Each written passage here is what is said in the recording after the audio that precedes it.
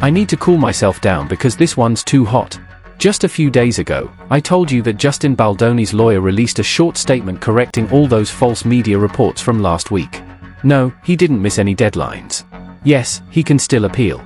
And now, over the weekend, Baldoni's attorney, Brian Friedman, who also happens to be my lawyer, though not the one representing me in the whole Serena Wunderbully and Subpagate drama, is speaking out again. Only this time, he's got a lot to say. He sat down with Harvey Levin on Harvey's podcast, and don't worry, I'm giving you just the highlights. The full chat was long, but this video? You're getting the best bits. Let's start with the big picture. Friedman says he and the Wayfarer defendants are very happy with discovery. Translation? She's got nothing. And they know she's got nothing. That's why Blackmail Blake keeps running to the judge in New York asking for sanctions, over and over again. And taking it a step further, even trying to stop Baldoni and the Wayfarer defendants from showing certain evidence at trial, like that infamous birthing video his producing partner Jamie Heath tried to show, Maleficent, which has become a major focal point recently. Friedman told Harvey that Baldoni is an incredible man who deserves to have the truth decided by a jury of his peers. And Brian, Justin, and the team are confident they're going to win. Two big questions remain for trial. Did SH happen? And was there a retaliatory smear campaign against her? Because honestly, it looks like the middle-aged menace, her husband, her publicist, and his former publicist Stephanie Jones all worked together on one. Friedman also used this opportunity to clear up all the false narratives being spread by, well, you know who.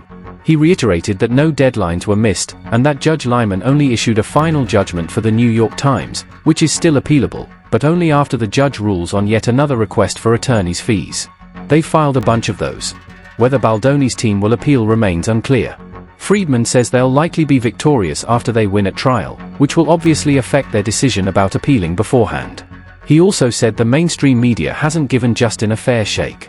And honestly, I agree. But that's okay, you don't need them. You've got me. Now, if you've got a bit more time, let's get into the details. Friedman called it a whirlwind of a case, understatement of the year. But he said they're happy with what the evidence has shown and confident about the trial. When asked about the recent misleading headlines, Friedman said, "I don't even know how anyone thought a deadline was missed. The judge only issued the final judgment days ago, and even then, it can't be appealed until he rules on the attorney's fees." He also explained why they didn't file another amended complaint, because strategically, it can be smarter to appeal from the first dismissal instead of changing it. In short, they're playing chess. When Harvey asked, "So, will you appeal?" Friedman said, "Well, when the time comes, we'll see where we are. I expect we'll already have one at trial. Then the clients can decide." The case, he said, has always been about two things, whether SH happened, and whether there was a smear campaign. That's it. Trial will reveal the truth, and they're confident they'll get the right answers to both.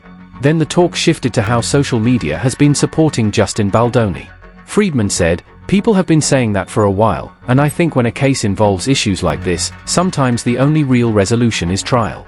He added, "It's an important case, not just for the people involved, but for society. It has to go to verdict."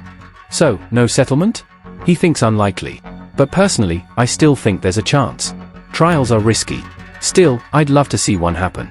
Friedman went on, "Justin Baldoni is not just a good man, he's an incredible one. He deserves to have a jury decide this." Unfortunately, the trial won't be televised, no cameras allowed in federal court. But Friedman said, people will finally get to see and hear Justin after a year of silence. Then Harvey asked the question we all wanted, "You took Blake's deposition, right? How'd that go?" Friedman replied, "I'll just say this, I'm really looking forward to trial. It's been a long time coming. There's been a lot of noise, and the hardest part has been how mainstream media has treated the case. That's why people have turned to me, your number one source for everything. It ends with a saga."